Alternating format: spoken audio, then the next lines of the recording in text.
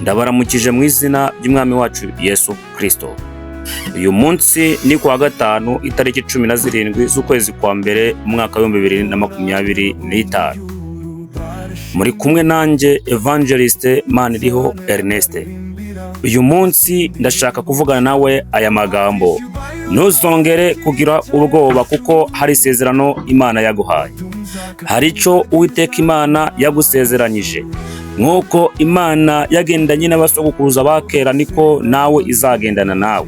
Uyu mwaka turi ku munsi w'17 mu minsi 365 igize umwaka, ndabizi neza ko Imana izaba iri kumwe nawe kandi izagukoresha iby'ubutwari ndetse izagukorera ibikomeye. Nk'uko yagendanye na Mose, nawe izagendana nawe. Aya magambo ni amagambo yabwiye Joshua. Mbere yuko tuvuga ibyo byose, kanda subscribe, ukore ndetse na share ndetse na like. Kadusome ijambo ry'Imana.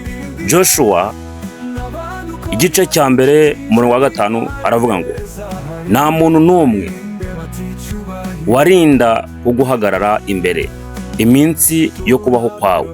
Nk'uko nabanaga na Mose niko nzabana nawe, sinzagusiga kandi sinzaguhana. Ndasubiramo, nta muntu n'umwe warinda kuguhagarara imbere iminsi yose yo kubaho kwawe. Nk'uko nabanaga na Mose niko nzabana nawe, sinzagusiga kandi sinzaguhana. Uwiteka Imana aravuga aya magambo. Nk'uko yabanaga na Mose, uyu munsi niwo ubwirwa. Nawe ntabwo Uwiteka Imana azigera gusiga, nta nubwo azigera guhana. Komeza ube mu mababa y'Uwiteka Imana, mu bwisho bw'Uwiteka Imana, ukora ibyo gukiranuka. Imana izagendana nawe. Mwami Yesu, ndagushimiye. Mushimiye kurinda kwawe, ineza n'urukundo ugira. Wabanye natwe cya gihe, n'uyu munsi uracyari kumwe natwe.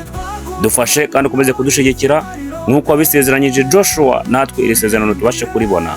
Nk'uko wagendanaga na Mose ariko uzagendana natwe, mu izina rya Yesu Kristo urakoze. Amen.